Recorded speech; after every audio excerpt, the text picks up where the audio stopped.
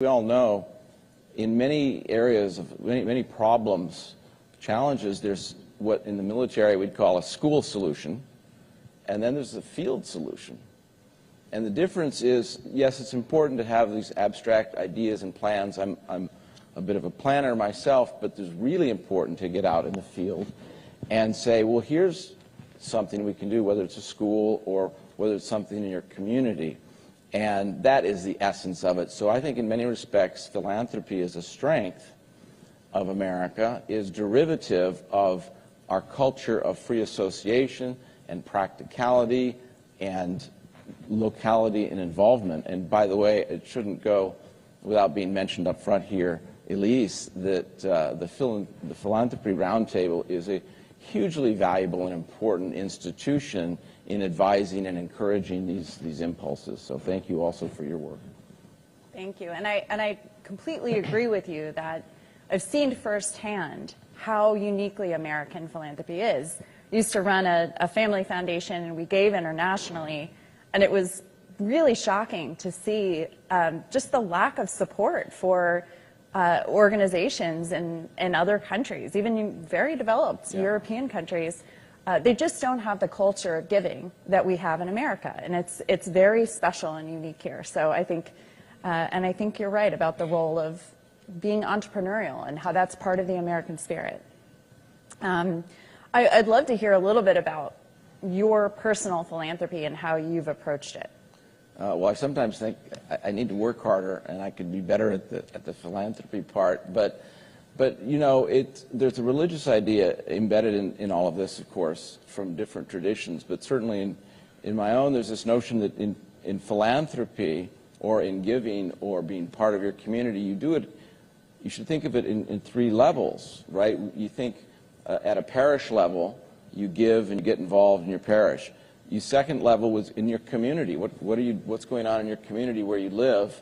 And then thirdly, the world. The world is out there and is a broken world, of course. And what can you do to do something in that regard to make a difference? And you know, whether we fall into it just by the nature of the people we meet and the things we do, or whether we think about it, it's good to think in those terms. And I think in my case, of course, it should go without saying, but I'm going to say it, that your first philanthropic focus should be National Review Institute. There should be no ambiguity there, because I think it's kind of in the middle part of those three, in that it's part of our community as a nation and as citizens. And philanthropy, not just big but small and in between, philanthropy is fundamentally an expression of citizenship. We're citizens, we're not subjects, we don't have to wait around for someone to do something to us or for us, we do it. That's our culture. We should celebrate that culture. But I think, for example, I live in central New Jersey, in Princeton. One of the things that was really important to me, and it was sort of one of these things that no one was paying too much attention to, although there was someone, is the Princeton Battlefield Society. The Princeton Battle was a hugely important event in American history. The state had sort of taken over it and made it into a park, and no one was paying attention. And so we had an organization to really work at reviving interest in the historical instruction that a battlefield offers you on a tangible basis. One thing on an international basis, and I think this is very important too, one of my mentors in all of this was Dusty Rhodes, who was, of course, a longtime president of National Review, and an outstanding figure, yes. Let's remember Dusty. I think of Dusty a lot. Here was a man who came from nothing, worked hard, had positive spirit, was persistent, looked for what he could do to make the world a better place in a very conscious way, and, oh, by the way, was really good at it. That's a good example for us. But Dusty, when I first met him, was involved in something called the International Rescue Committee, which is just this outstanding organization around the world. And how did it start? It started by trying to help Jewish refugees get out of Europe in the Second World War, and a man named Leo Chern got involved thereafter and went on Ed Sullivan and said, you need to give money in 1956 to Hungarian refugees, coming out of Hungary because the Soviets were invading, and it became an organization that was preeminent in helping people come out of totalitarian, oppressive situations and help their lives be better. It was a great organization. A very close friend of mine, and this is how some of these arise, I guess, named Mako Fujimura, who's a great artist. He and his wife started an organization in India. And she's a lawyer, and he's an artist, and I don't even know how they got connected, but it's an outstanding organization called Embers, and it's directed to saving these children who are growing up in the red light district of Mumbai, who really have no hope without some sort of help from somebody. And how He Jin, his wife, got involved, I don't even remember the origin story, but now they've built buildings, they've got the local community involved, they're educating these girls. You know, can that make a difference? Can that change the world? Well, it changes the world for certain people. And, you know, it's, again, this mentality that I think is uniquely American. Both He Jin and Mako are, you know, first-generation Americans, and they have the culture, and it's just, this is something we can do. Actually, we can do it better than what they're doing. And let's find other people who value it, get them to do it as well, and that's the philanthropic spirit. I love that. And, you know, I think it speaks to just the variety of causes and the diversity of causes that are out there. You know, everyone has their own passions and interests, and they're looking around and connections, and people connect them to other things that they may not know about. And that's what actually makes philanthropy so special. And part of it, when you go into the international realm, it's part of the American brand. You know, if you spend a lot of time overseas working with businesses or philanthropic organizations or governments or whatever, you know right away, it's, oh my gosh, these Americans are here. It puts a different flavor to the effort. It brings credibility, and you know that these people are serious when they show up because these are like the Americans. Peter, you're a successful businessman. How do you bring some of your business acumen to your philanthropy, or do you think of them very differently?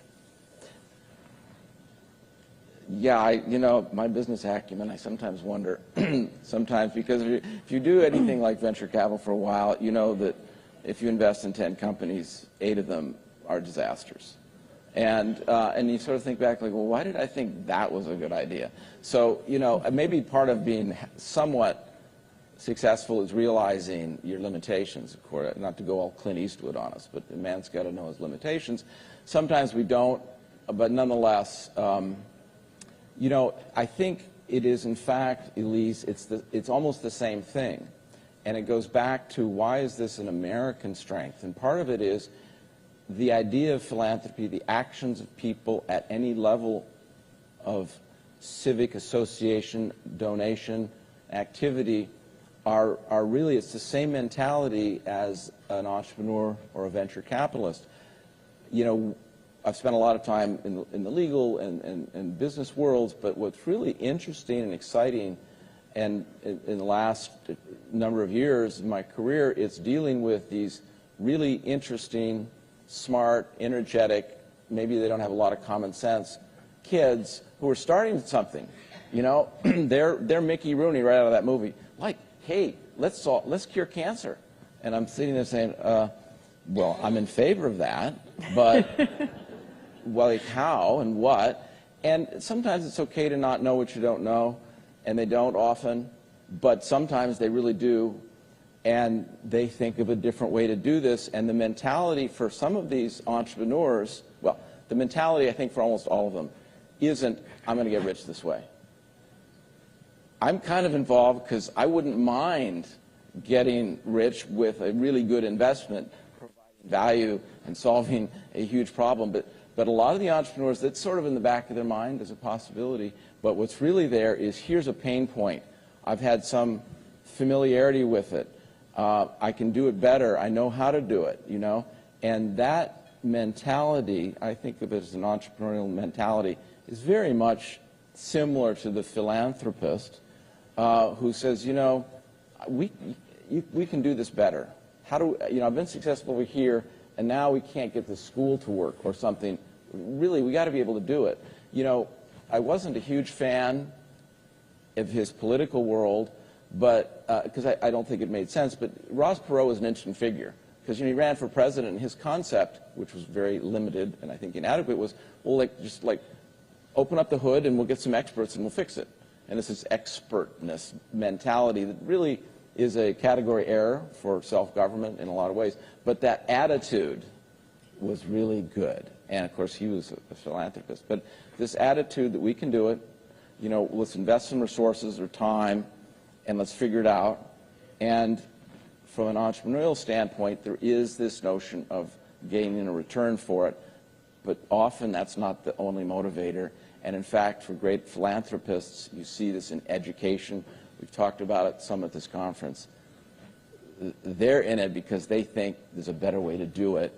And they're the ones that want to bring some innovation to a sclerotic system, whatever it is, education, medicine, and so forth. Right, and I think that risk-taking is incredibly important, and frankly, we probably need more of it in philanthropy. So I want to switch topics a little bit and talk about values in giving. How do you think about incorporating your values in your giving? I know we've had some conversation about higher ed, for instance, and some of the things you've seen and your peers do in higher education in terms of investments, and maybe some thoughts about that. So how do you think about values in terms of your giving, and what are some mistakes or opportunities that you see on that front for others? Yeah, one can get into some hot water pretty quickly in this area if one were to criticize, for example, giving money to institutions that have $40 billion and are unaccountable and hate America. And there are a few I could name, so I won't name them. But that's probably should not be someone's focus of philanthropy, even though they had a great experience in those 4 years, and even though some of those institutions do great work, and sometimes it can be compartmentalized. But I remember back to when I was a very young lawyer. I started practicing law, and Sullivan and Cromwell, many years ago, and there was in our building in Lower Manhattan, there was a project. Someone decided we needed a memorial celebrating Vietnam veterans. And this is the early 1980s. And I'm sorry to report that at the time, a number of the partners of Sullivan and Cromwell had not served in the military and didn't really, I'm not sure this was so important. But I decided I come from a military family, this was important to me. And it was a good thing, Lower Manhattan, we're going to have a memorial to Vietnam veterans. And, I worked at it, and I spent time at it, and I got sort of grudging permission to do it. But in that effort and some other efforts, I remember the partner supervised me and said, well, okay, you understand that if you're doing something pro bono, you do it at the same level with the same intensity, with the same preparation that you would do for one of our firm's clients. There was no casualness about it. And you see that in a lot of areas of business, that people who are successful are paying attention that there's not drift or you lower the standards simply because it's a philanthropic project. And I think a lot of people who are in a position to be philanthropists on a larger scale don't always bring to bear the skill set and the mentality and the accountability and the innovative nature to their giving that they brought to whatever enterprise they might have been involved with. And so that can lead to kind of feel-good giving that in its worst version is just virtue signaling, and its better intended version is give it to the alma mater or whatever, which I'm here to tell you, they don't need it, so don't give it to them. And they don't like you, and don't do it. And you alluded this a minute ago, Elise, in America for sure, there are so many outstanding big and small opportunities to give your extra nickels to help them work. Go find them. Spend some time on it. Be an adult about it. And don't do the sort of obvious giving. And don't forget National Review Institute. Sorry. It's interesting because, of course, many of the people in our community, the philanthropists in our community, who share our values, give to their alma mater. and feel very Be careful. strongly about that.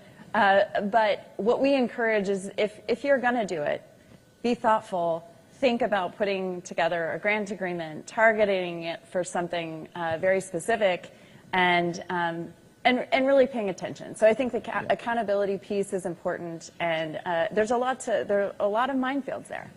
Yeah, but do it. You know, that's the key thing. That's the Burkean, Tocqueville American idea is do it. You know, work hard, create some value. Think about the fact that there's, you know, a larger community and you're a citizen. You know, you're not a subject. It's not going to happen. The problem will not solve itself. And in fact, nature abhors a vacuum. So if there's some small problem that is acute or even big problem, if you don't do something, some bright-eyed assistant professor somewhere is going to write a long paper about why the government really should absorb that entire area of society to fix this problem. You know, and that's really unlikely to be a successful solution. And, you know, citizens need to step into that gap. Well, and that leads me to my next question, which is about local engagement. You know, we've talked about some of the national and international giving that you've been interested in. Why do you think local giving is so important, and how would you encourage people to get engaged on the local level? Well, I'm glad you brought that up again. It's really important, and I do think, as I mentioned before, these three levels of kind of giving of yourself. But one of the things about being local is you live there, and maybe your family lives there, but also you're interacting face to face. I mean, one of the problems with bureaucracies, and modern complex society does require certain degrees of bureaucracies and accountability, but in the local area, you're dealing with people directly. You're involved with them. And one of our, particularly in the modern age with our digital tools and our screens, is there's a temptation to draw back, in effect, from human interaction, you know, being with people and helping them directly, and not presuming that you're in another category or something, but getting down in the dirt and working with them. And I think local engagement is crucial. Also, of course, you have an opportunity to have a direct impact in helping people's lives. There's no question that you're there more often, you see it, you're part of it, and you know, communities are where change really happens. It's not an abstraction, it's true.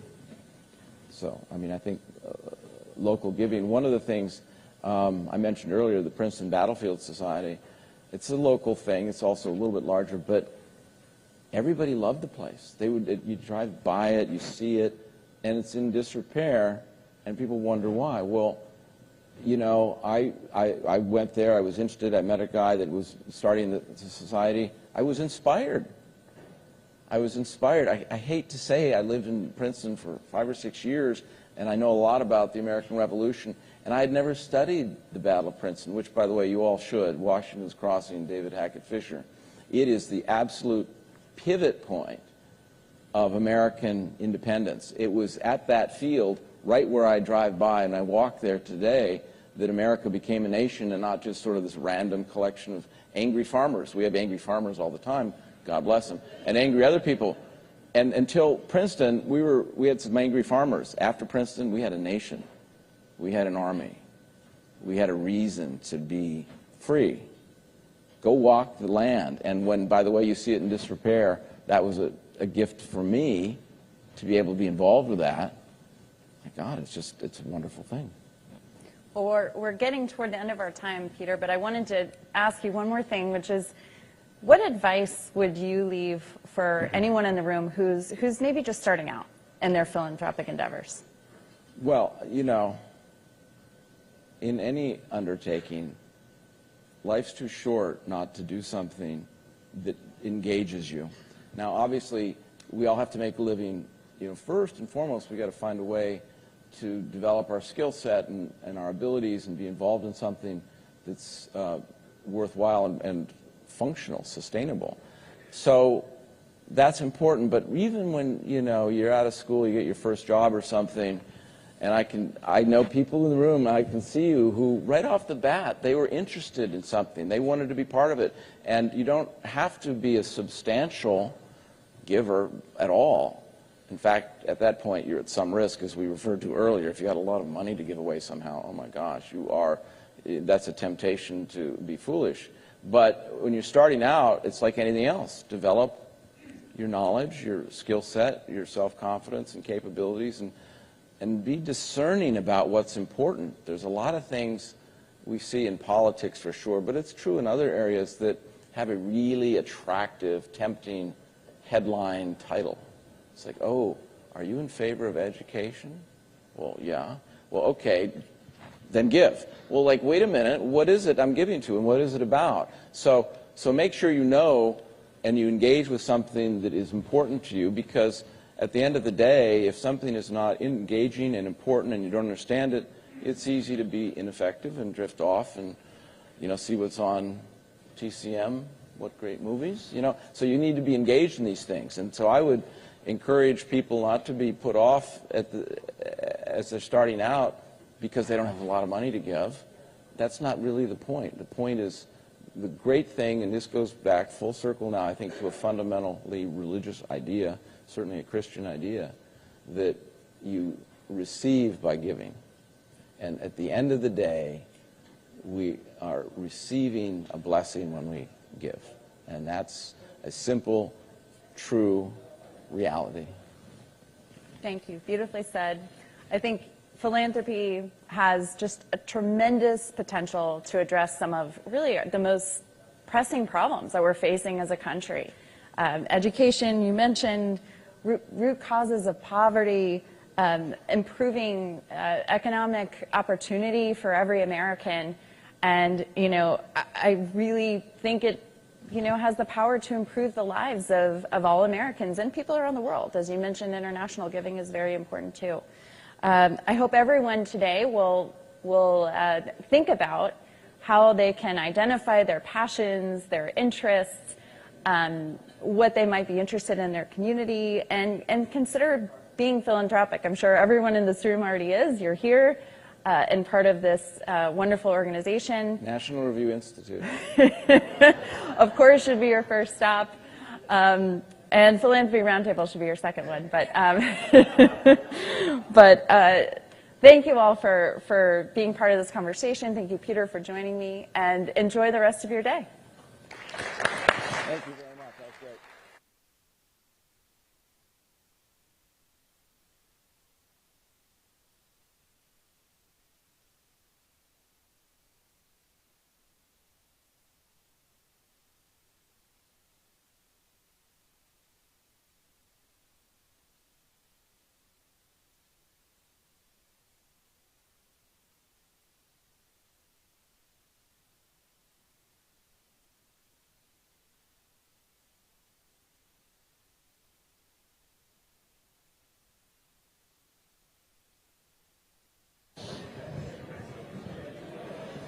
Thank you.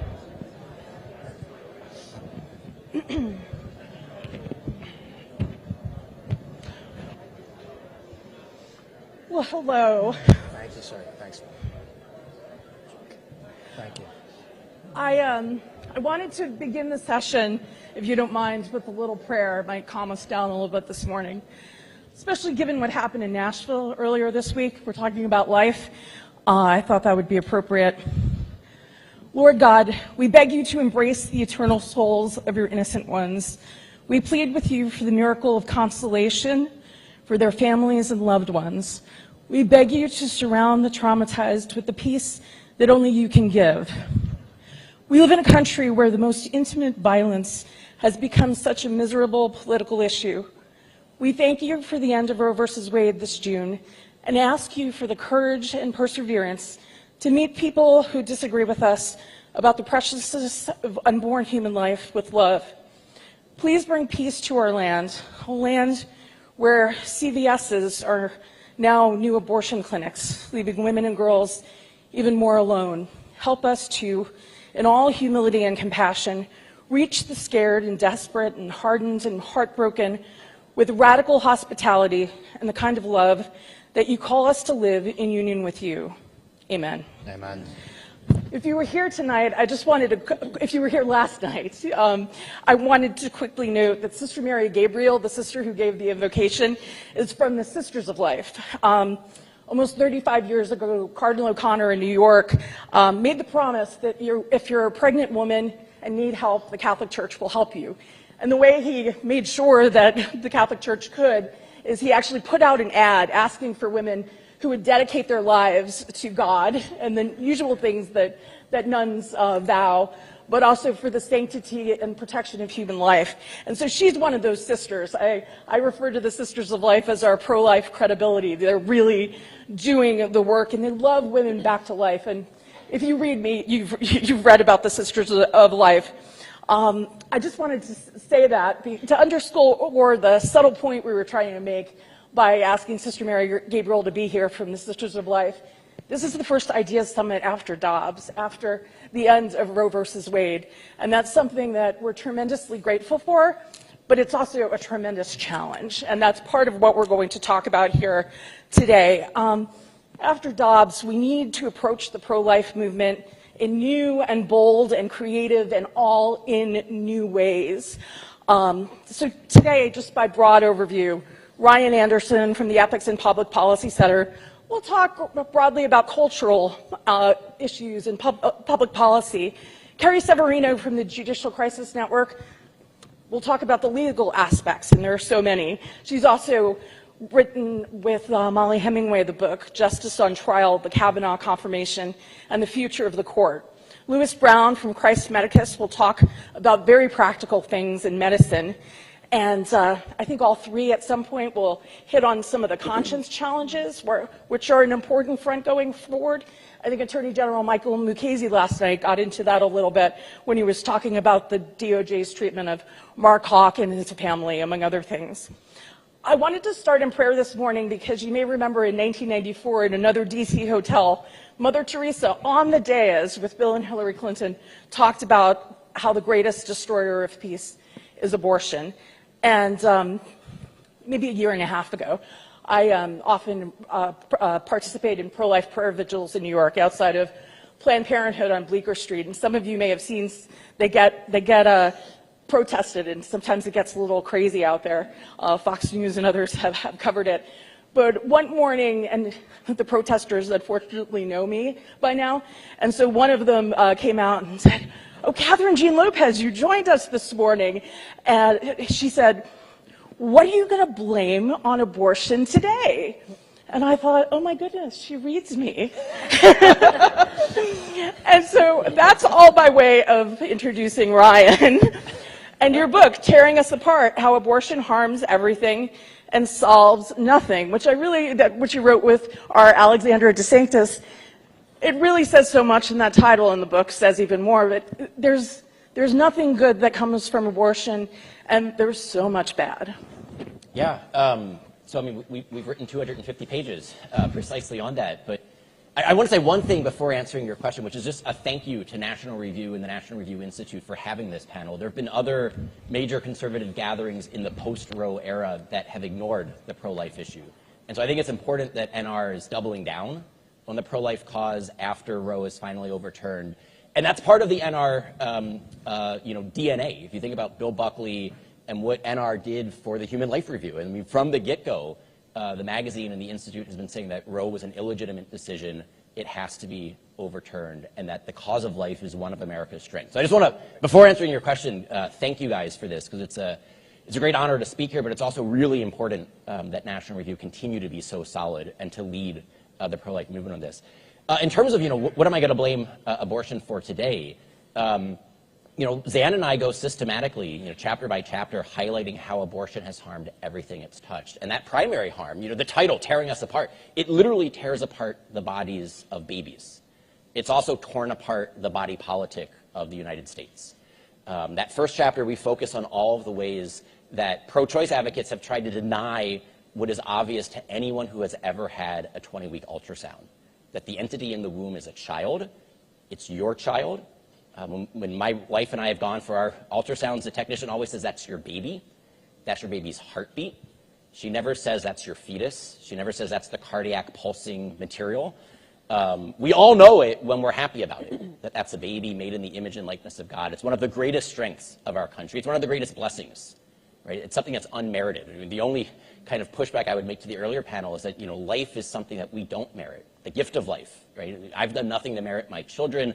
They've done nothing to merit my love. And what abortion does is say you actually have to do something to merit that. If we don't want you, you're a choice. You're an option that we can discard. That first harm is what it's done to the babies, what it's then done to women, what it's done to fathers, what it's done to marriages. There's physical harms associated with abortion. There are psychological harms. It's facilitated a sex and dating market in which women can be used and abused. If it's her body, her choice, that also means the husband, the father, the boyfriend is off the hook. You can see how it's corrupted relations between men and women. You can see how it's harmed people on the periphery of life, the people that Margaret Sanger originally intended, or as Ruth Bader Ginsburg summarized it, I thought abortion was about those populations that we don't want too many of. Look at the abortion rate compared to the birth rate for black Americans in New York City. More black babies are aborted than born. Look at what it has meant for girls, both in the United States and all across the world, with sex-selective abortions.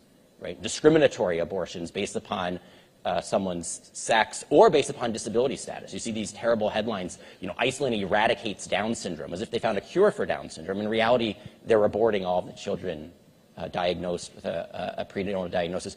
It's corrupted medicine, it's corrupted our politics, it's corrupted the rule of law. It's left pro-life Americans feeling that one party just takes us for granted and pays lip service while the other major political party is committed to a fundamental evil. So I could go on and on about this. Everything it's touched, it has touched for the worse. And that means that what we need to do now is overturning Roe was just, the first part.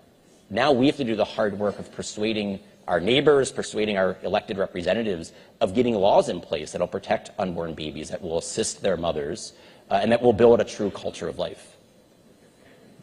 Whenever I hear politicians talking about abortion in terms of empowerment, anyone who's ever spent any time outside of an abortion clinic knows that it's mostly 17-year-old black and Hispanic girls who look miserable.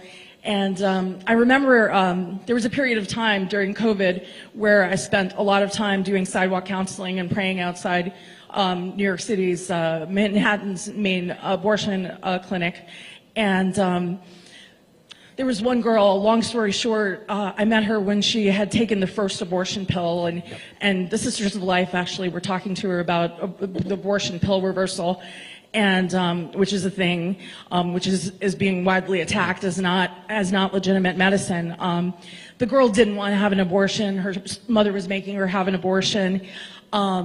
She wound up. She was on the phone with the Sisters of Life, and the mother took the phone away, so she never made the appointment. But fast forward many months, she's pregnant again. She's longer into the pregnancy at that point. So she makes an appointment at the same Planned Parenthood.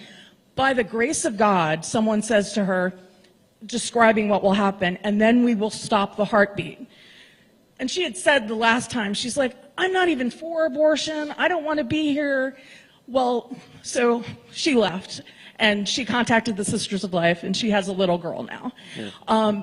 Sometimes when I tell that story, conservatives will say to me, how did she get herself pregnant again?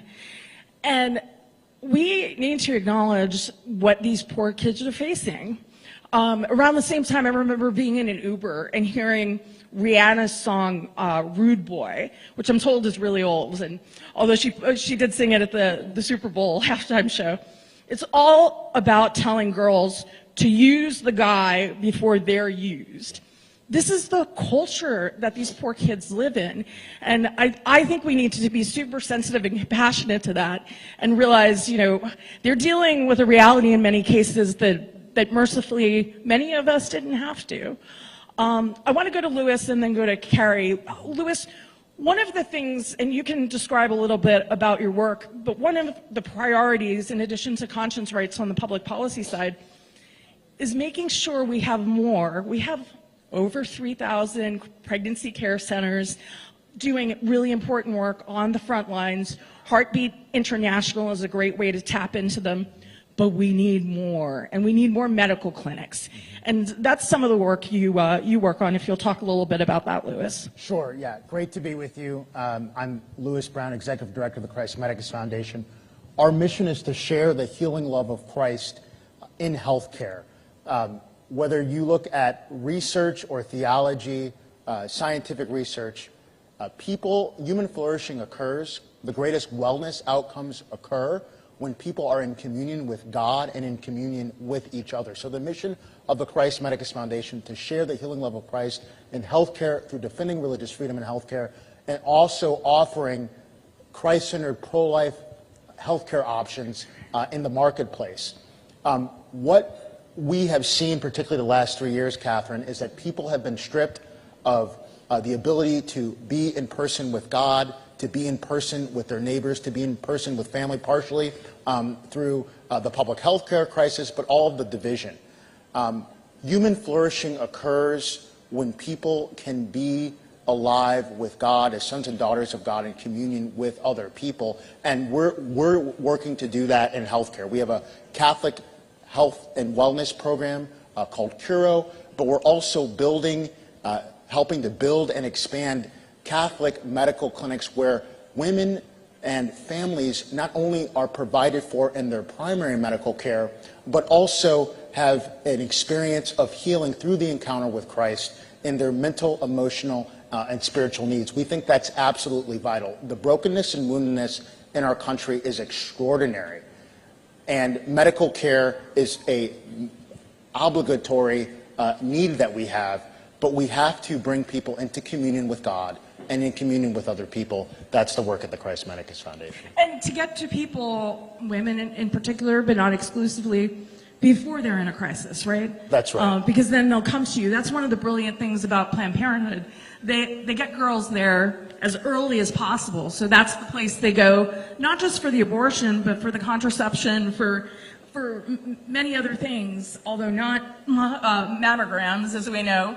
But once they suck the kids in, they can take them on this continued journey that is not to their best interest and keeps them on this journey where they need to come back more and more. That's right.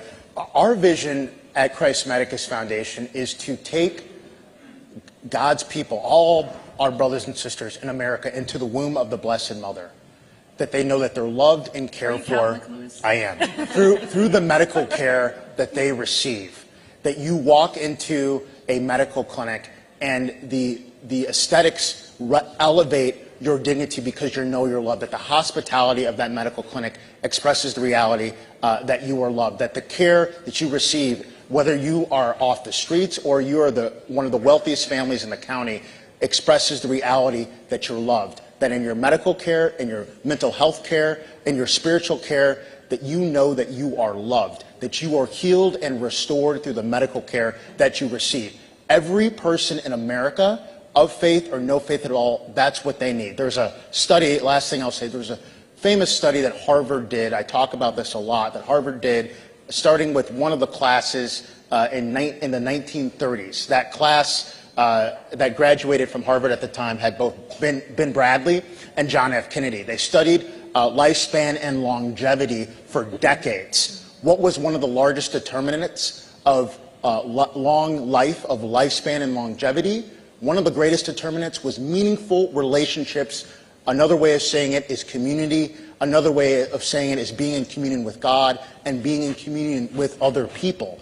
And so that's what people need. They need to know that they're loved. It's vital that we defend against these horrific, unlawful attacks on the civil rights of life and conscience and religious freedom. But we also have to provide love and charity in our healthcare system. And that is sorely needed, not only through pregnancy resource centers, but through medical clinics where people that know that they are loved and can be healed and restored. And why I think this is so important is because we only get to the point where, I know we're talking about the United States here, but look next door to Canada, where we only get to the point where doctors are advocating that homeless people kill themselves rather than try to figure out how to house a person and help them flourish. the only way we get there is when our medical protocols are no longer looking at the human person and we abandon do no harm, which is what our medical system, unfortunately, in many ways has done. Right, yeah, no, I think that's vital. So we have a beautiful health and wellness program called CURE. It's the cure to care for. It's a Catholic healthcare community across the country that is bringing people into whole person wellness. That is absolutely vital. It is very different than the larger secular healthcare system in which we're seeing the increasing attack on life and conscience and religious freedom strip love, strip caritas, strip the moral convictions about loving God and neighbor, which are the principle, has been the long-standing principle of our healthcare system, and that love and caritas, belief in love and God and neighbor, is being replaced by a financial motive within our healthcare system in which human beings are seen as means of profit and financial progress as opposed to persons to be loved. What happens when we do that? What happens is the poor and the most vulnerable lose. The unborn lose. The immigrant loses. The materially impoverished and poor, the patients with disabilities, they lose first. And so it is ridiculous to me when I see the current presidential administration, those on the left that say that they're all about the poor and all about the vulnerable, when they are, through their attacks on life, conscience, and religious freedom, creating a healthcare system that is undermining the dignity, the health, and well-being of the most vulnerable, of the poor. That's one of our biggest problems on the life issue. And we did see the rationing of medicine during COVID, especially at the beginning. Charlie Camosi warned us from formerly at Fordham University, and unfortunately has to continue doing that analysis and warning because it's a very real thing. And why, before I go to Carrie, I just wanted to say why I wanted to make the point about the Sisters of Life loving women back into life. If a woman who's abortion-minded comes to them, and again, we're talking about 17-year-olds for the most part, the first thing they say isn't, don't have an abortion, believe in Jesus Christ, that's kind of the caricature, right? No, like, gosh, it's cold today, you must be so cold, you must be tired. No, please sit on that chair, it's more comfortable, tea, coffee, one of the things I've learned from them over the years is how many young women who come to them have never had a birthday celebrated, maybe in their lives. That's incredible. How do you embrace life when no one's embraced your life, right? And so anyway, as we think creatively about how to approach medicine anew and human beings anew as in this time after Roe, I think all of that context is important. This is about so much more than politics. So Carrie, Roe versus Wade has been overturned, obviously, and as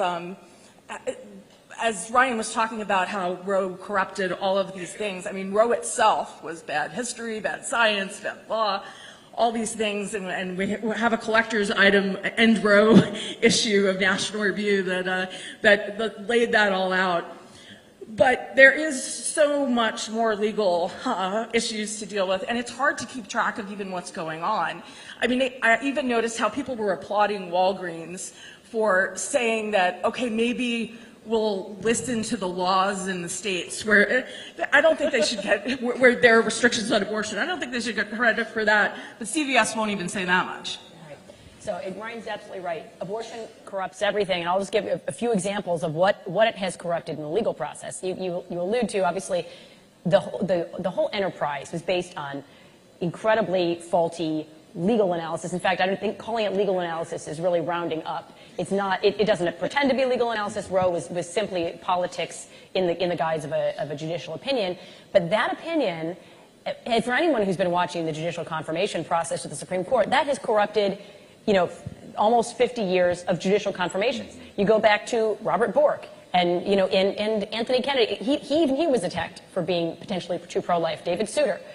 Justice Ginsburg herself actually ran into some people who were worried that she might overturn Roe. I mean, the concern about trying to protect this case that has become so sacrosanct in certain areas of society has made that the centerpiece of judicial confirmations that, as we know, have just gotten more and more extreme and radical. They've used other ways of getting around it with Justice Thomas. They talked about, well, maybe he's someone who believes in natural law. It was code. It was code for will he vote to overturn Roe? And of course, we know that they pulled out all the stops to try to stop him, knowing that even though he hadn't really thought through abortion that much at that point in his life, if he was really committed to truth and to originalism, he would get there eventually. And we know, of course, that he did. With Justice Kavanaugh, it was the same thing. They saw Justice Kennedy, who is a swing vote on the court, who was one of the justices who voted to preserve and transform, but ultimately uphold Roe in Planned Parenthood versus Casey. And they worried that Kavanaugh might not do the same thing. And so that was really the centerpiece of why his whole confirmation became as insane as it did. In the rhetoric, you can look at the rhetoric well before Christine Blasey Ford. It was all about what will he do with abortion. All of the code language, Justices Alito and Chief Justice Roberts were asked all these things about stare decisis. It's not because senators care about some obscure legal terminology in Latin. No. It's about because they knew that the only way that Roe stands is if people who acknowledge it's bad law, because frankly, everyone who's honest on both sides of the aisle acknowledges it's bad law, if people are willing to put that aside because it's so important, again, to certain segments of society. So it has clearly corrupted our entire Supreme Court. It took us 50 years of long, slow, steady work attempting to educate people, attempting to educate our elected representatives about how important the Supreme Court is, not just for this issue, but the court. That was sort of an emblem for many people of how far the court had diverged from the Constitution. Because if you can invent a right to abortion, you can invent a right to anything, and we've seen that the court has been doing that for many decades, and now we're finally starting to turn back to a court that is committed first and foremost to the Constitution as it's written and is not going off script to make up things, whether it's on this issue or on any other. Now that we finally have an originalist court, of course, it's been frankly said, you have it if you can keep it. So we have a court at this moment that is a majority originalist. I think that we have to recognize that there are other courts that are now coming into focus. And the state courts have been something that have been really, at JCM, we've been focusing on for a long time because there are so many major issues that state courts get profoundly wrong. And I think a lot of people, because we focus so much on the Supreme Court and the federal Supreme Court, don't realize how far astray their state courts have gone. It also doesn't help that many of those courts are selected in ways that people don't necessarily see. So in some states, there are elections. And in fact, there's a major election going on in Wisconsin over their a Supreme Court seat that could shift the court. And surprise, surprise, one of the big topics is abortion, right? It corrupts everything it touches. So in that race, we have one judge, Judge Kelly, who's saying, I want to run on, I'm going to interpret the Constitution and the laws as they are written. Sounds good. We have another judge who says, I'm not going to let these redistricting laws stand as they are. I'm going to make sure I rule in favor of women's rights to choose, et cetera. It was basically making campaign promises. So it's corrupting the judicial election process dramatically in Wisconsin, and insane amounts of money are being poured into this. So it's an incredible process. We have a court in Oklahoma that it has long had a Missouri plan selection system, which is basically done by a committee. And it's a committee that nobody elects. It's a committee that's off in most states, and I believe it's still this way in Oklahoma, is chosen by a majority member. Majority of the members are chosen by the state bar. Do you elect the state bar, even a member of the state bar? Only lawyers even have that opportunity, right? So a very small select group of people who don't represent the state are choosing the people who can be on the court. It has not resulted in higher quality, and it's certainly not resulted in a court that reflects the state it's in. There's been a lot of empirical studies showing that when you have that kind of a system, the court is far to the left of the state. And guess what? In Oklahoma, that's exactly what we saw. They had a law that protected life, but had an exception to protect a woman's health, and saying it's permissible to I can't remember the exact text, but you could not be prosecuted for having an abortion if it was in order to save the life in an emergency situation of a mother. The court said, nope, that's not good enough. We're going to invent a constitutional right. They have no constitutional text they're really going on. But we need to, because we can't infringe on a woman's right to have an abortion to save her life. And you're going, wait, the law already said that. So they cared so much about extending it and broadening it past this language that truly would have limited it to the life of a mother, to open the door, as we saw with Roe as well, where it's kind of, you have this backdoor way where doctors can decide that this is for the best health of the mother, et cetera, et cetera.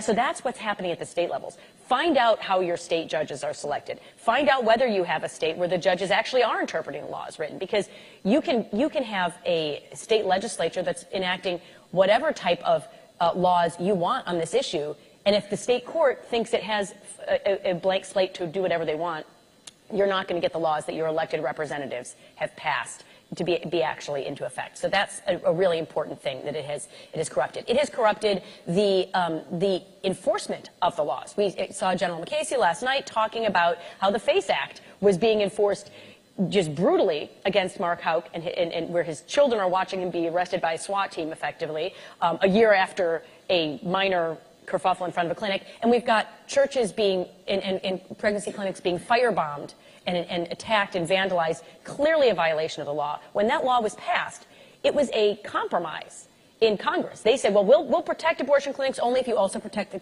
churches. So our legislative process, our representative process, gave us a compromise that reflected where America was. And single-handedly, the Department of Justice is taking away half of that compromise and just moving it all to one side or the other. That is a corruption of the process. You have laws on the books that aren't being properly enforced. For example, not just our First Amendment conscience rights, but actual laws that are protecting conscience rights of doctors that are being ignored, swept under the rug by an administration that doesn't feel like enforcing them. It's corrupting that process.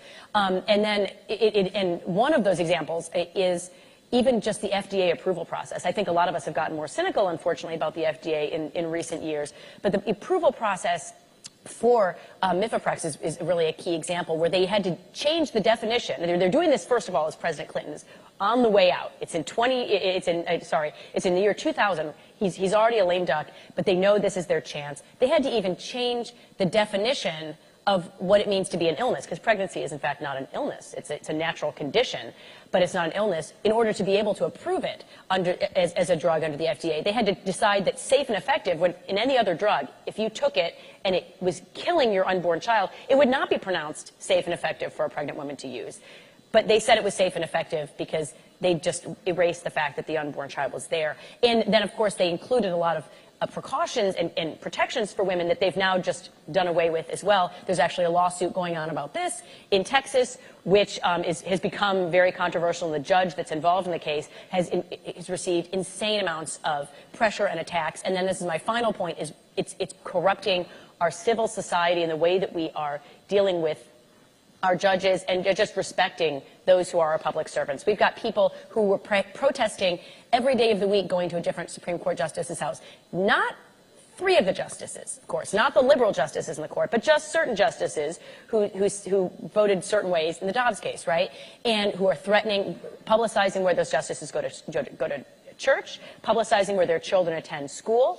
I've talked to many other justices all the way down the line, or judges, that have gotten death threats and have had to have Marshal Service protect their children because they're involved with cases on this issue. This is an outrage. This is the kind of thing that Chuck Schumer this is well before Dobbs. The previous time they'd heard an abortion case, that's when he stood on the steps of the Supreme Court and was pointing his finger at the justices saying, I'm telling you, Kavanaugh, I'm telling you, Gorsuch, if you rule this way, you're not going to know what hit you. It's corrupting the way we even the interaction between these branches of government, and the fact that we're able to keep our judges safe and independent and above the rule of law. So we need to stand up for them and for the ability to even have this discussion, and we need to make sure that we're ensuring that we have judges who are going to, and administrations that are going to be faithfully enforcing our laws. Well, and this is a whole nother panel, so we won't get into it much, but we saw what happened to Judge Kyle Duncan the other day at Stanford, which not only should he not be treated that way, but what does that say about the students in our law schools, our elite law schools, that they can't even listen to other ideas? Right. It's very chilling, because to be a lawyer is to be able to have reasoned civil debate with someone on the other side. Every case has people on opposite sides. If you can't listen to someone, you really can't be a lawyer. And of course, his advocacy for Louisiana's pro-life laws when he was the Solicitor General there was part of what they were responding to there. Mark Hawk, by the way, I ran into him and his wife a couple of weeks ago, and the little ones, one of them keeps having nightmares. Oh. And one of the other ones, whenever he's goes away for a couple of hours, asks, "Is Daddy with the police again?" Yeah. There's no reason this had to happen to this family. Ryan, one of the things I want to talk about, and Carrie and Lewis, feel free to jump in at any point. So after Dobbs, the media so I like to say that I retired from being outraged by the liberal media. Yes, there's bias in the media. I generally don't want to go on and on about it because it'll make me crazy, and it's a fact. But an exception would be after Dobbs. If you are a pregnant woman and you have sepsis, there is nothing that the pro-life movement or Catholic social teaching argues to say that the doctor can't treat the woman's sepsis. The pro-life movement does not want the woman to die of sepsis because she's pregnant. It's not the intention to end the pregnancy. The pregnancy may end, but that's not our intention. The doctor is allowed to see there are 2 patients. That's our whole point, right? Well, first of all, we need to be, and Alexandra DeSanctis is really great about that, one of our contributors at National Review, who her first job was as an NRI fellow, actually, Buckley fellow. She's great about really fact-checking the media. In fact, there was one reporter at CBS who she just constantly followed, Kate Ford, right? Yeah. And said she's basically the PR person for Planned Parenthood. Well, guess what? She's the PR person for Planned Parenthood now. So she became an honest person there, that way. Ryan, can you talk about how we can engage with this culture of lies? I mean, I want to think that doctors who are seriously saying, "Oh no, I can't treat sepsis," are listening to the lawyers over their best medical instincts. But how do we engage with this? Sure. I mean, I think the first thing you want to do is you want to call out not just the hypocrisy, but what's going on here is actually evil, because it could lead a doctor to believe that he or she is not able to treat a patient with sepsis because of the pro-life law in their state. So the journalists who are peddling this, and it's a lie. What Zan did, this was like one of the first things she did when she had come to EPPC as like a full-time fellow with us, still contributor to NR. She went through all of the state pro-life laws, and she saw that each and every one of them had a protection for life-saving medicine in the case of a mother who has a complication resulting from her pregnancy, and she needs medical intervention to save her life with the foreseen but unintended consequence that the unborn child will die. Every law has protections to save the life of the mother, and she documented it. She like went statute by statute, and she cut and pasted the relevant language. And so if you're a journalist, and unfortunately, NR doesn't have the readership that NBC and ABC and CBS and all these other mainstream outlets do. If you're a doctor and you now believe that your state pro-life law means that you can't treat someone with an ectopic pregnancy or someone with a cancerous uterus or someone with sepsis because you might lose your medical license or you might go to jail, that's a huge disservice that these mainstream organizations are doing to the very people that they claim to care about, right? The bodily life and health of these mothers. So one thing is just to tell the truth, call them out on it. I think the second thing we need to do is, and this is not so much on, how do we understand the doctrine of double effect? It's just like live this out. There are physicians who specialize in treating both mother and baby. What is Dr. Buchowski's book titled? Two Patients? Right. Yeah. And I mean, this is what we can highlight. The stuff that Lewis is doing, his entire network, the stuff that the Sisters of Life are doing. I mean, I think put to the lie that the left is telling that we only care about the unborn baby, and we only care about the unborn baby when it's unborn. And as soon as the baby's born, we will abandon both the child and the mother. That is slander. It's not true. The Sisters of Life, Mary's House, Birthright Loudon, Capitol Hill Pregnancy Center, Northwest Center, those are 4 of the pregnancy resource centers just within like a 50-mile radius of where we're sitting right now. They care for that mother, that child, not just during the 9 months of pregnancy, but thereafter, helping them find housing, helping them find work, helping them get their life on the right tracks. And we need to do more to tell these stories. Catherine, I know you've written about Mary's House in National Review.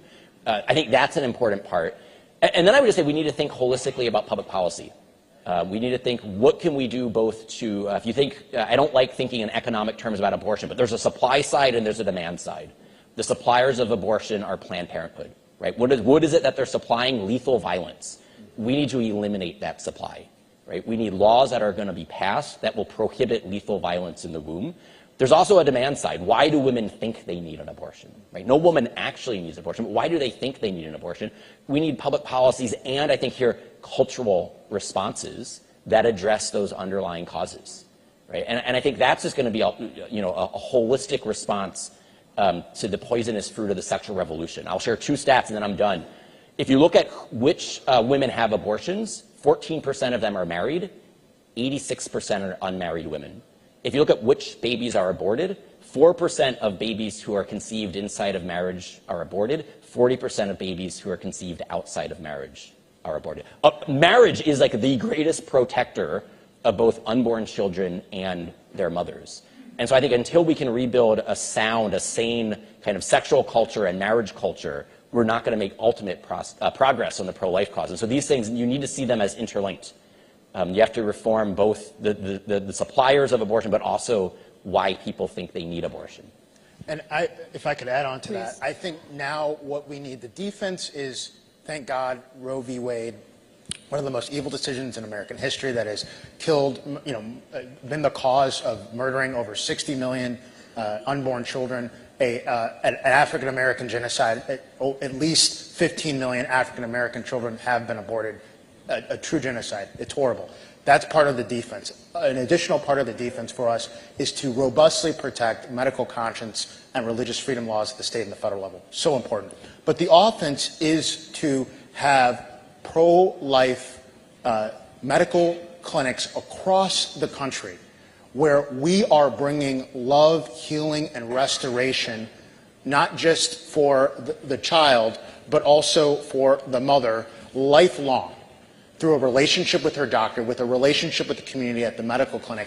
And then we have to, as pro-lifers, we have to say it's not just the legal and the political, it's also healthcare. The pro-abortion lobby is knee-deep in healthcare. The pro-life movement needs to go all in on healthcare so that we make our American healthcare system centered on loving and caring every human person in our country and divesting out of poor abortion models of care, investing in pro-life models of care, like our healthcare industry, like other healthcare models that are out there. That's absolutely vital right now. And as Ryan alluded to, there's an education piece of this. Independent schools that are built on virtue curriculum, things like that. I mean, again, a whole nother panel are things that are part of the solution because we need to get to these kids before they're even, in the milieu where they could get pregnant, right? It's terrifying to me we only have 4 minutes left. Ryan, we talked about how this was going to happen. So starting with Carrie, this is an ideas summit. What ideas do you want people to walk away from about life after Roe?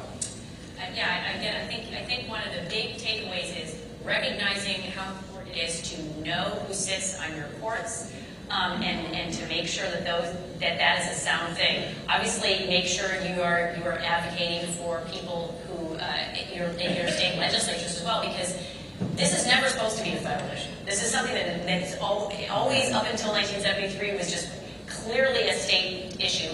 We need to now do the work at the state level to make sure that that's protected. And then also, I think we just need to hold our elected representatives in Congress and in the administration accountable when they also diverge from where the law actually is written. I think it's a real danger. One encouraging thing, and the reason that Walgreens is backing off somewhat, but I agree, it wasn't that they said out of kindness of their heart they don't want to become abortion clinics. They were threatened by state attorneys general in those states where prescribing those medicines would be illegal, to say, hey, if you are doing it, you're going to be in violation of our state law, and we will sue you for this. So if they're not, if we don't have, again, state government that is going to be enforcing those laws, because that is yet another step.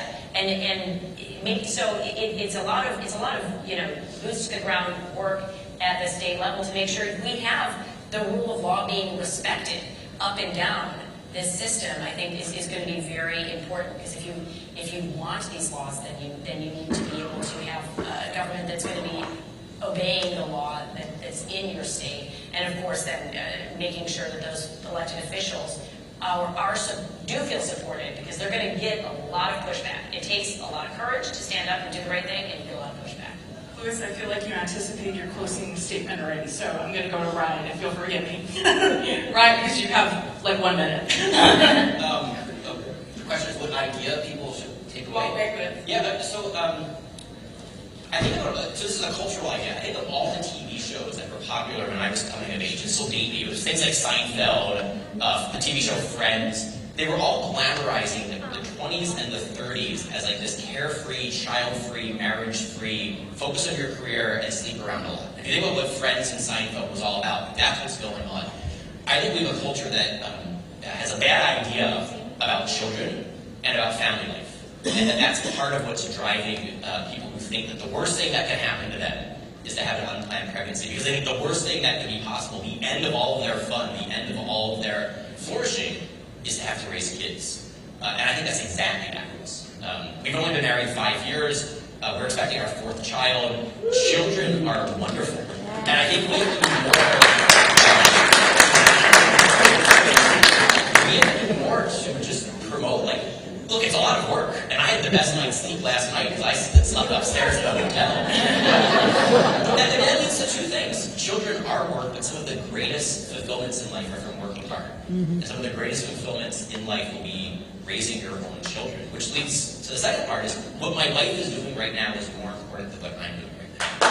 And we don't have all of those values. And I think both of those truths need to be better highlighted, better promoted. Both those ideas, I mean, these are things that we can do culturally to show the beauty of life. This is a strength, life and family, and it's a strength of America that we need to double down on. Motherhood and fatherhood are the most important jobs in the world. And with that, we're done. I'm sorry. Thank you so much for your time.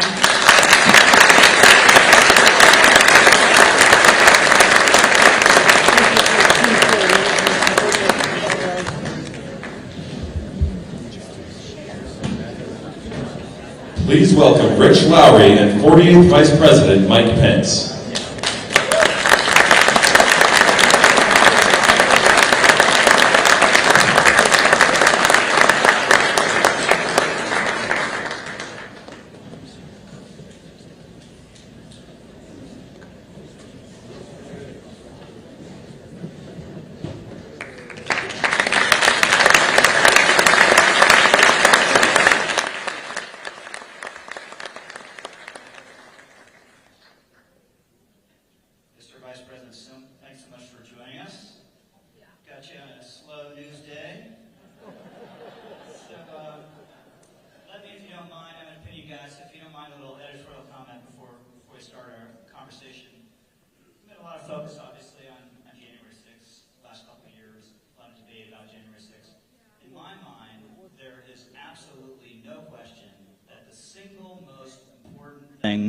That happened on that day is you did your constitutional duty.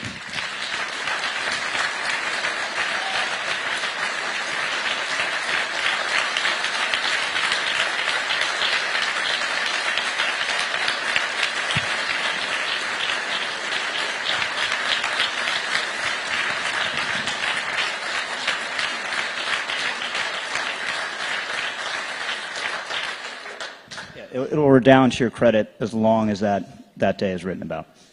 Well, Rich, thank you. I'm very humbled by that, and by the affirmation from so many thoughtful conservatives and supporters of National Review. It was, the Bible says in Psalm 15, He keeps His oath even when it hurts.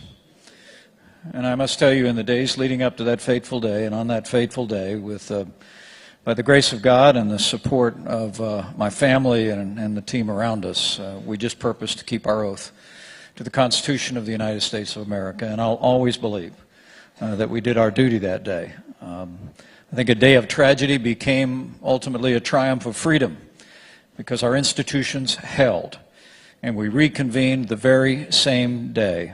And as the world watched, we ensured the peaceful transfer of power under the Constitution of the United States. And I'll always count it a privilege to have been in that role. So thank you.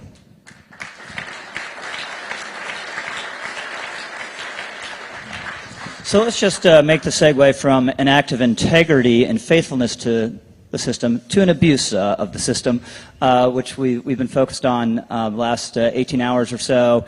You've denounced very forcefully the indictment of Donald Trump coming out of the Manhattan DA's office. Seems clearly a motivated prosecution. No one else would be prosecuted. No one with a different name would be prosecuted for this alleged offense. So we'll take that as a given. What do you say, though, to folks on our side who are obviously outraged by this and think the proper response is, in effect, giving up on fairness and neutrality? They don't play by the rules, so the only way it's going to stop is if we have a prosecutor somewhere in office who distorts the law and twists it to go and nail one of their people. Is that the correct approach, and how would you discuss it one way or the other? Well, first let me just say, I think the unprecedented indictment of a former president of the United States for a campaign finance issue is an outrage. And I think it's clear to the overwhelming majority of the American people that this is nothing short of a political prosecution being affected by a Manhattan DA who literally campaigned on bringing charges against one particular American. And I must tell you that that should be offensive to every American, left, right, and center. Every American deserves equal treatment under the law. And I believe the American people will see this for what it is. But to your point, the answer is not to become like them. The answer is to return to a commitment to the foundations of the rule of law enshrined in the Constitution of the United States. And the antidote to that ultimately is, Vince Lombardi said sometimes there's no substitute for just going out and winning the ball game.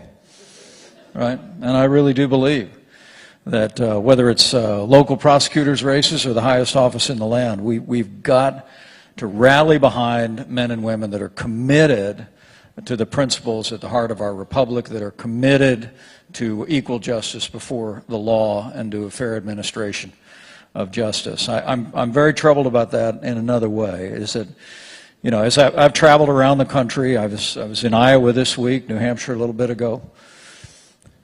Very nice states to visit this time of year. Nobody's talking about this stuff. I mean, literally, I was at the machine shed in Des Moines a couple of days ago, and I took questions for an hour. Nobody brought up all the different investigations and the drama that is an obsession of much of the national media.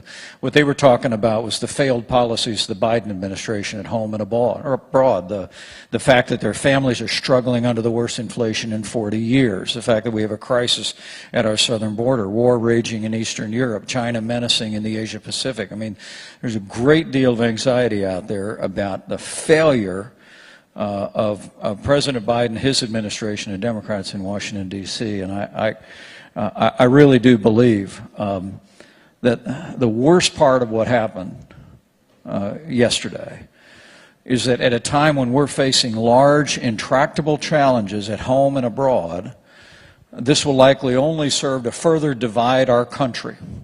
At a time when we ought to be finding ways to come together to face these challenges, to get our economy moving again, to tackle a national debt crisis, to rally around our liberties and our values, and to support our national defense.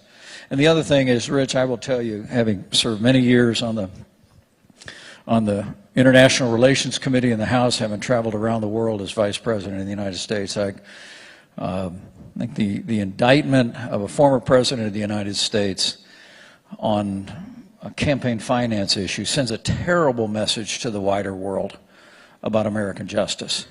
Because I have to tell you, there are dictators and authoritarians around the world that will point to that to justify their own abuse of their own so-called justice system. So I'm very troubled by it, but I think the American people will see through it. But the key, I think, for conservatives going forward, the key for leaders in our party going forward, is not to be preoccupied on these issues, but to continue to focus on the real challenges facing the American people at home and abroad, and ensure that we elect leadership that will turn this country back to common sense conservative principles in 2024.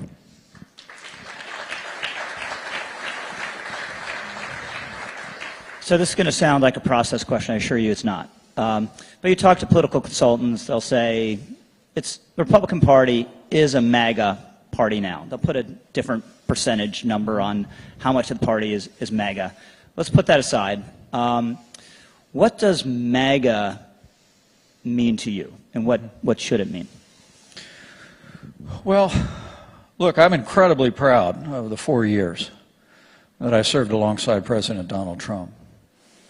It obviously didn't end well, but those 4 years, as I wrote about in my recent autobiography, I think were years of extraordinary conservative achievement, where we made the largest increase investment in our national defense since the days of Ronald Reagan. We cut taxes, rolled back regulation, unleashed American energy, 300 conservatives to our federal courts. I mean, the things, when William F. Buckley first conceived of the idea of a magazine called National Review, these were the ideas that have been propagated, and I think almost more than any other administration, except perhaps that of our 40th president, our administration in those 3 years before the pandemic demonstrated that when you put conservative principles into practice with Republican majorities in the House and the Senate and a Republican administration, America comes roaring back. And I believe that in addition to the foundation that was poured over the years of the conservative movement, we added a few things to that I think fall under the rubric of our movement, and that is I think we changed the national consensus on China. I mean, I think a broad mainstream of the American public now understands that China is our greatest economic and strategic threat in the 21st century. I think we introduced the notion that you can expand trade, but also make sure that it's not only free but fair to American workers and farmers and ranchers. But those principles were added to the movement and animate the movement, but they didn't in any way diminish those foundations of a strong national defense, a commitment to limited government, less government, and a commitment to traditional moral values. That foundation is all still there. And whether you call it the MAGA movement, whether you call it the overall conservative movement in the Republican Party, I think that's the movement that's going to carry us to victory in the future. So you've been a very strong voice in support of funding and supplying the Ukrainians to fight back against the Russian invasion. But you see different numbers. Last year we spent about $100 billion. Even these days, that's real money. Clearly, it's deplenishing our stocks of very important weapons, especially important if there were going to be a conflict in the Taiwan Strait. So how do you view the sustainability of this effort? If Vladimir Putin presumably is in for the duration, can we just do $100 billion a year going forward and just keep shoving arms out the door to Ukraine? Well, first, let me be clear about what's going on in Eastern Europe. It's not a territorial dispute. It's not an argument over borders and nations. It's a Russian invasion. And it's simply Vladimir Putin's latest effort to redraw international lines by force. He did it during the Bush administration in Georgia, and Russian tanks are still there. When I visited Georgia in my first year in office as vice president, I remember standing there with the prime minister, and he pointed in the direction of where the Russian tanks are still parked in that country.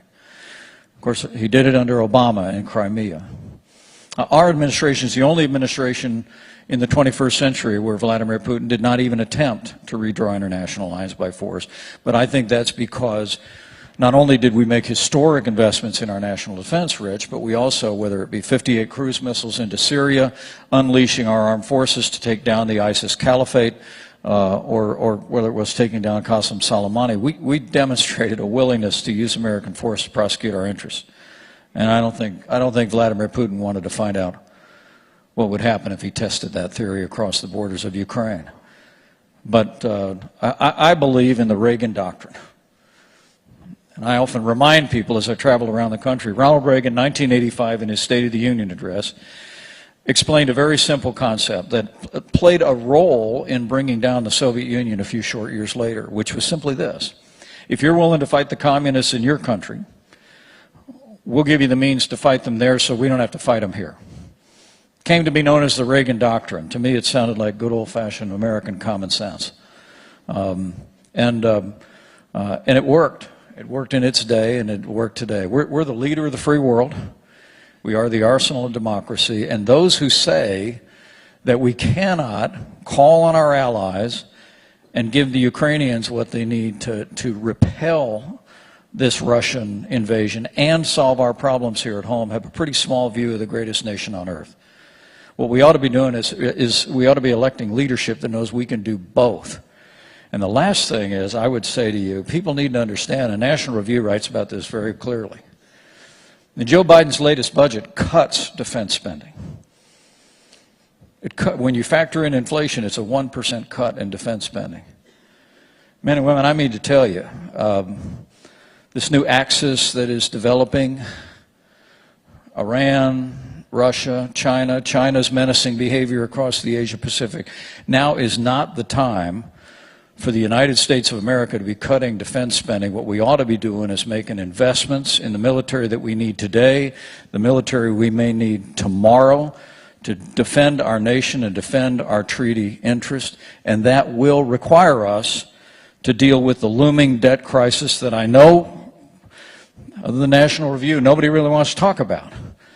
But we've got to come to terms with a national debt the size of our nation's economy for the sake of our national security, for the sake of our prosperity. And I'm determined to be a voice for that in the days ahead. I promise you.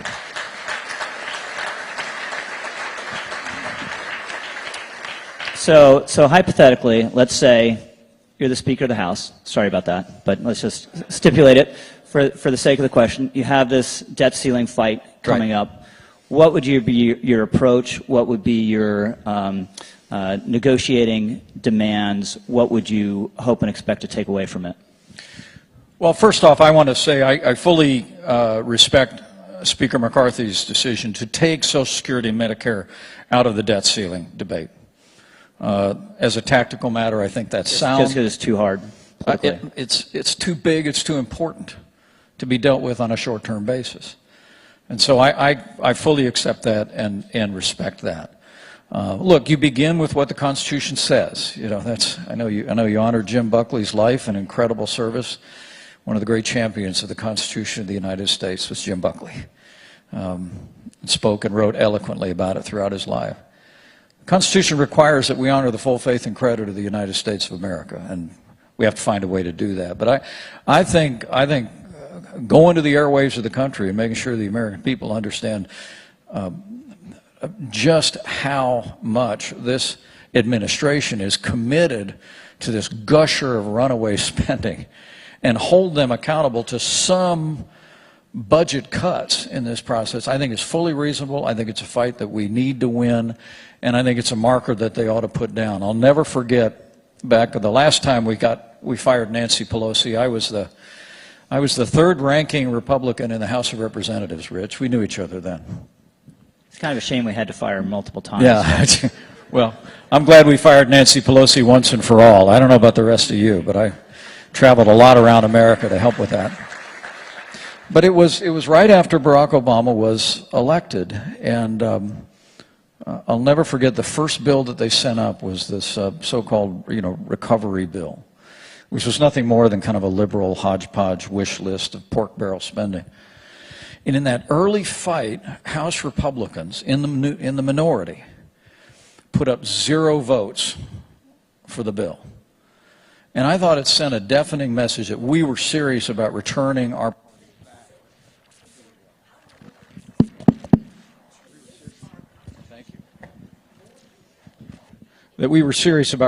party back to the principles of fiscal responsibility. And of course, 2 years later, then we won back the majority, and a few years after that we won the White House. And I really do believe this is a moment like that, where House Republicans would do well to dig in, to have achievable, reasonable budget cuts the American people would recognize as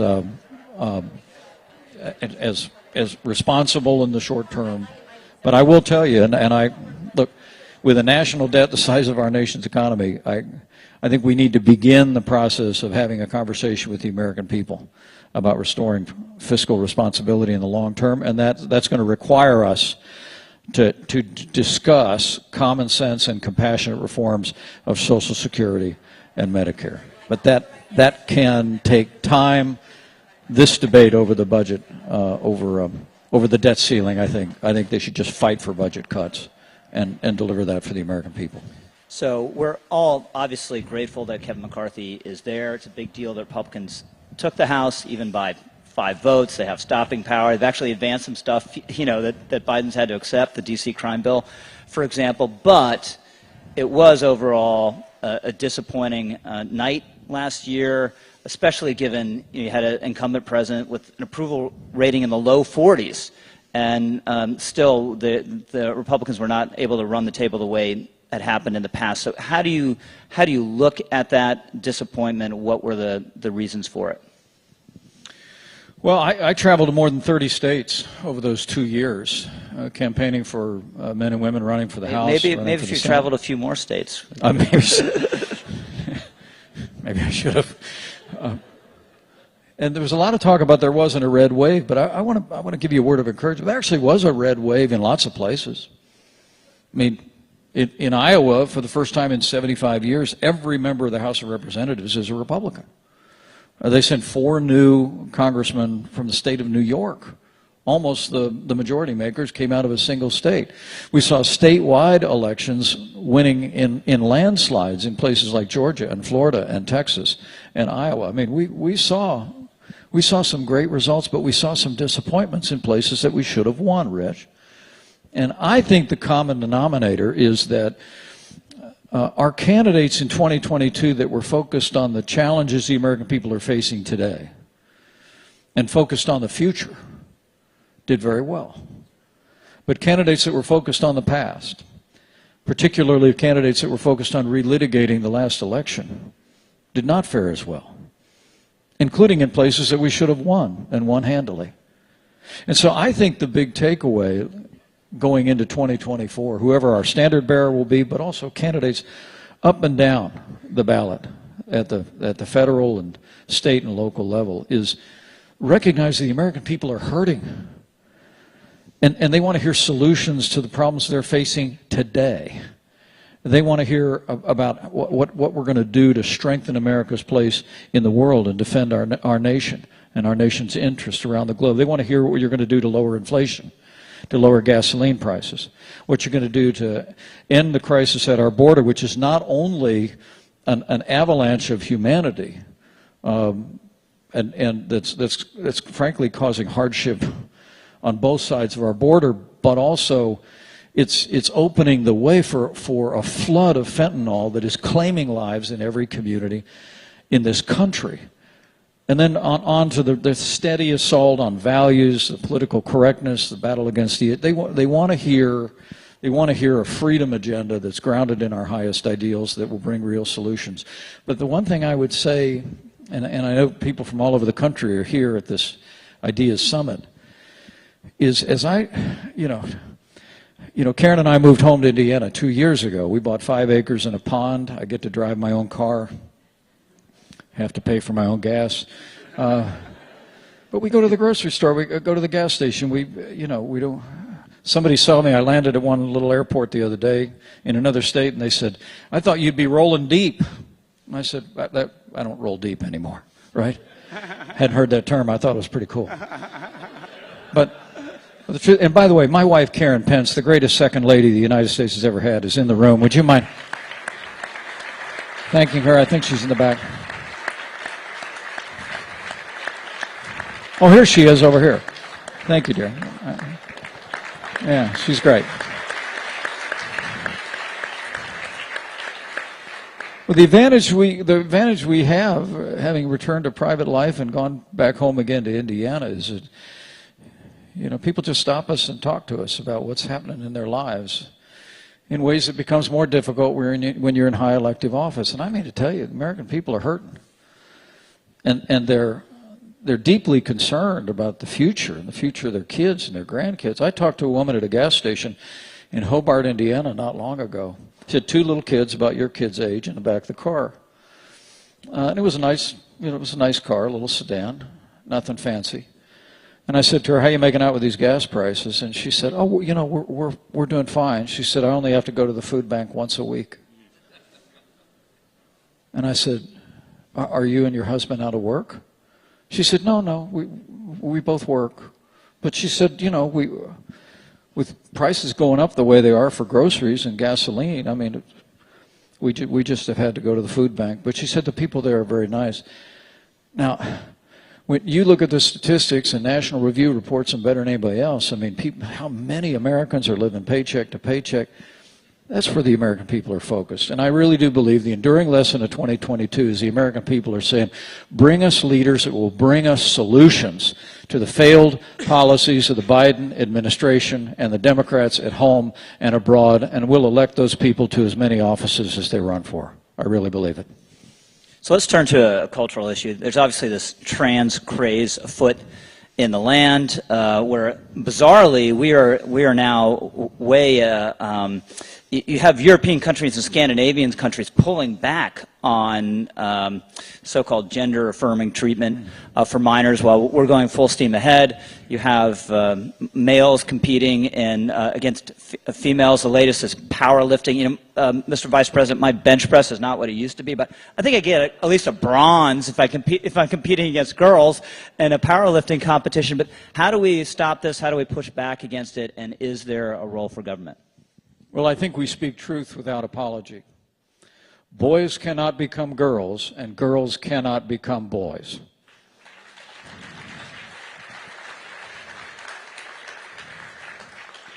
But this ideology, this cuts very deeply into the whole notion of parents' rights. There's a Linn-Mar Community School in Iowa that our foundation here in Washington recently waded into a court case. But believe it or not, at this school there's a policy that your child can get a gender transition plan from the health department at this public school without ever notifying you as a parent or getting your permission. Now, at the same school, the student has to bring a signed permission slip to get a Tylenol from the school nurse. I mean, that's a radical gender ideology that, I mean, that's just not just bad policy, that's crazy.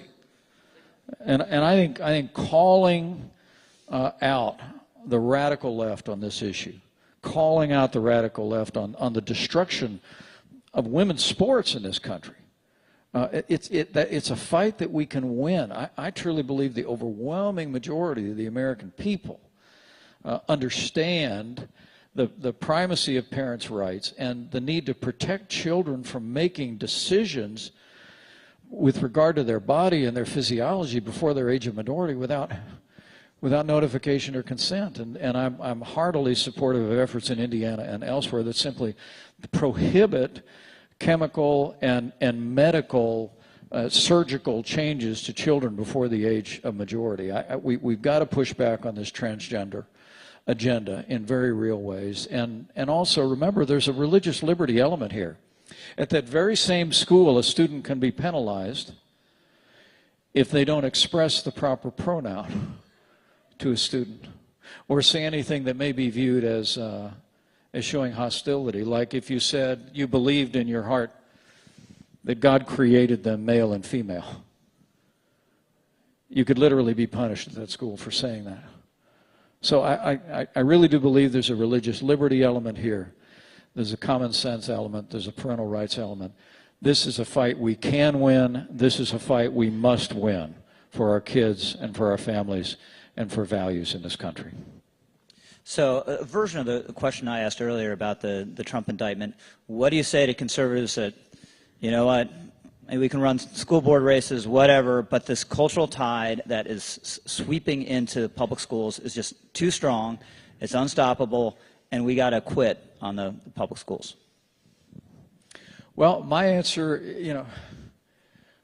is, I'm proud to say Indiana was a leader in this for many years, is that I think if there was any silver lining from that worst pandemic in 100 years, it was that an awful lot of parents got to look over the shoulder of their kids at that laptop on the kitchen table and suddenly see what they were learning at that school. And I think we've come to a moment where more and more Americans understand and know that every parent ought to be able to choose where their children go to school, whether it's public, private, parochial, or homeschool. I think this is a school choice moment in America, and it's one that we ought to seize. It's the antidote. It's the antidote to critical race theory. It's the antidote to radical gender ideology. It's just let me choose where my kids go to school. And I have to tell you, Indiana, when I was governor of Indiana, we doubled the size of our school choice program. I was proud of it. Wisconsin was one of the early starters. But I have to tell you, I got to give my friend, the former governor of Arizona, Doug Ducey, credit. Arizona, before he left office, he signed into law the first universal school choice program in the United States of America. Arizona, in a very real sense, crossed the Rubicon, and now states across the country are moving in that direction. And I really do believe it's in so many ways, it's the antidote. And the cure for what ails this country today is simply to ensure that our children are receiving an education that's grounded in values, grounded in our highest ideals, and nobody's better equipped to make sure that a than the parents of our children across this country. It's time to fight for school choice as never before. So speaking of the pandemic, a issue that's live now and is going to get more prominent as campaign develops is how you and President Trump handled the pandemic, in particular the symbol for a lot of people of COVID overreach, Anthony Fauci, and the critique is that you guys gave much too much leeway to this fanatical epidemiologist. How do you think of that line of criticism? Well, when I was tapped at the end of February to lead the White House Coronavirus Task Force, we hadn't had a single fatality in the country and only a small number of cases. But it became very clear very quickly that we were in the forefront of what would be the worst pandemic in a century. I mean, candidly, we didn't know what we didn't know. And as the cases began to emerge in Seattle, in New York, in New Jersey, in Louisiana, and in Detroit, our first objective was to say, we can't let our medical system in this country get overwhelmed. What was happening in those urban areas, we had to do whatever we could do to make sure that we didn't run out of medical supplies. Watching from afar in Italy, I mean, people were literally dying in northern Italy in that moment because their hospitals were overwhelmed. They didn't have supplies, they didn't have ventilators, people were nowhere. They were putting people in the hallways where they were dying of this respiratory condition. And so early on, what we purposed to do was literally launch not just a whole of government program, but a whole of America program. But it was all grounded in federalism. You know, maybe it's because I was a governor. I mean, the first Monday after I was tapped to lead the task force, I got every governor in America on a video conference call. And we began to talk about how we were going to deal with this. But my belief was the role of the federal government was to give counsel, but to empower governors, give our healthcare community what they needed to meet this moment, and to let people figure it out. Now we did, I call it taking a knee. We did take a pause in the beginning just to make sure we didn't run out of supplies. We had time to spin up testing and gowns and everything that we would need, and ultimately work on therapeutics and have vaccines in record time. But it was all about just trying to buy time. Where I think we went wrong, and there's no question that Dr. Fauci became a symbol of this and a voice of this late in 2020, but also once he essentially took over the Biden administration's approach. And that was, you had Democrat governors around the country that took what was meant to be a temporary step, not to control the virus. You're never going to control the virus, but to buy us time to spin up what we needed to confront it. And they made that policy. I mean, it may shock people in this room to know our administration never recommended that schools be closed. And yet, Democrat governors around the country were closing schools at the urging of the teachers' unions, who ended up putting an incredible burden on our kids. My wife, Karen, was also, as second lady, she was also teaching art at a little Christian school just outside Washington, D.C., and she talked to me about the policies that were in effect at the time in that state, where little children wearing masks, and I mean, it was just an incredible hardship on kids, and it just should not have been. I mean, it grieves my heart to think that under the Biden administration, they actually lost more Americans in their first year with all the supplies, all the testing, with vaccines, with therapeutics, than we lost in our first year when we had none of those tools. But at the end of the day, I truly do believe that in those early days, the American people rose to the challenge, not just healthcare workers, first responders, but I think one of the great untold stories, and I tried to write about it in my book, which I don't know if I mentioned I have a book out.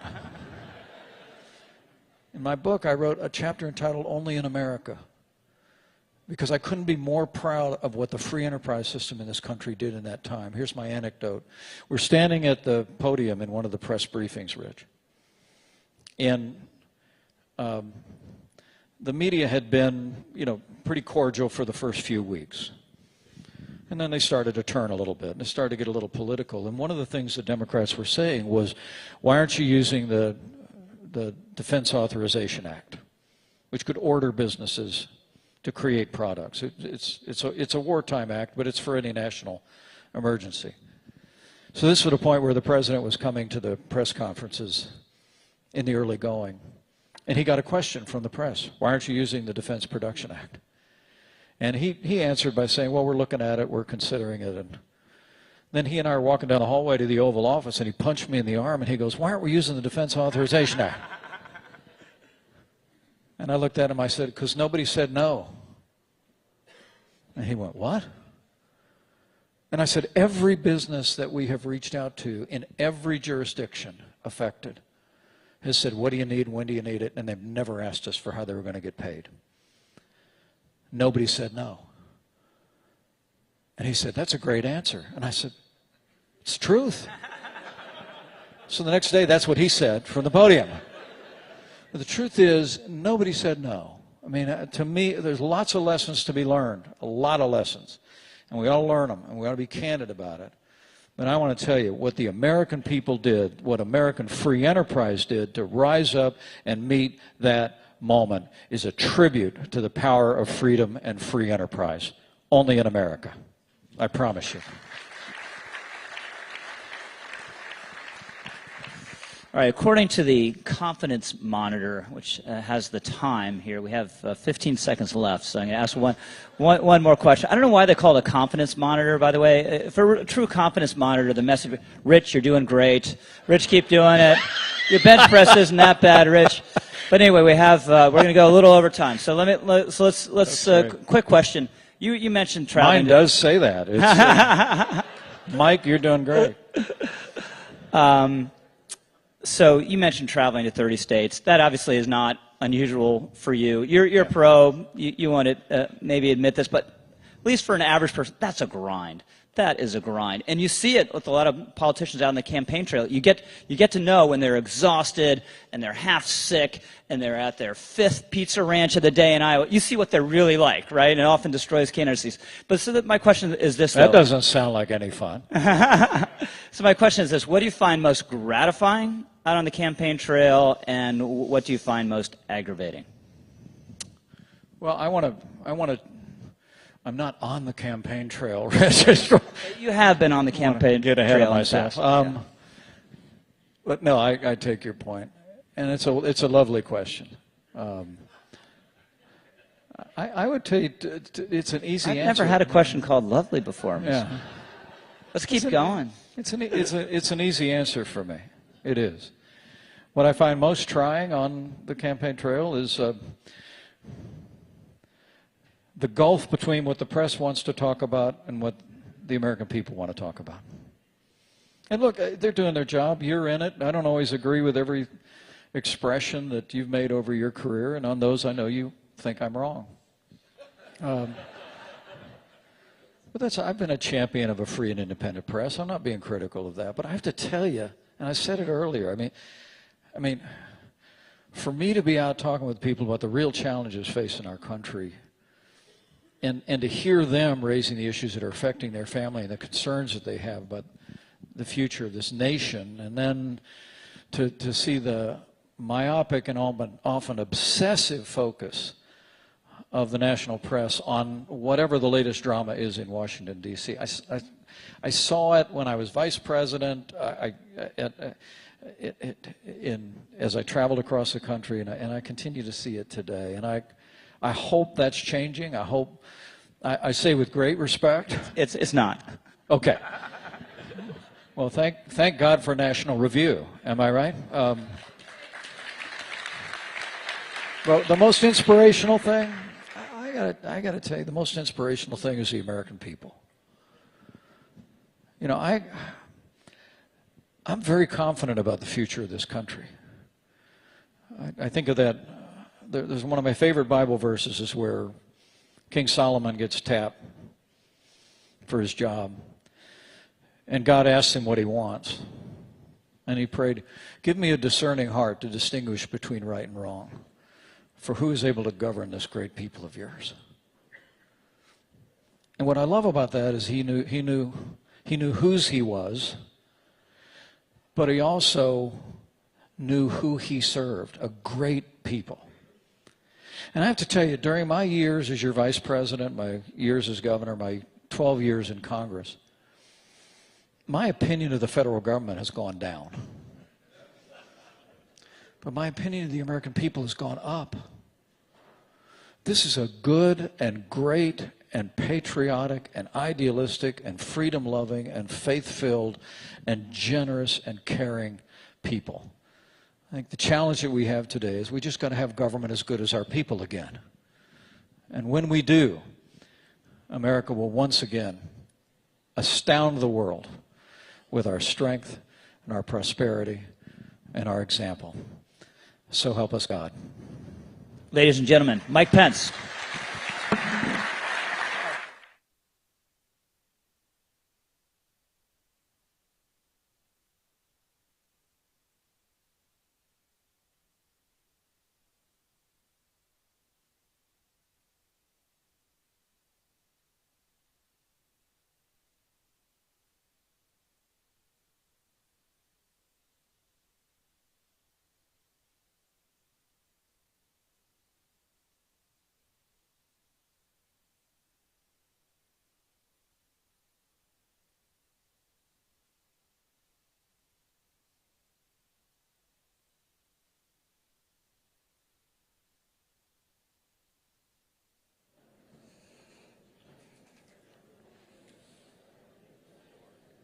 So I just go? You're just go. Great. Hey, thank you very much, guys. And I would like to talk a little bit about how we think about energy, and especially within energy, also talk about climate change. So I think we need to get people to realize that this is not the end of the world. And if we don't get that, we will never get people on board for energy. So I'm going to make 2 points, really, in these first 15 minutes. The first one is energy is great. And so let me start off with asking this very simple question. Why was it fun to be Louis XIV? Apart from the fact you got to have such great hair and nobody would make fun of you.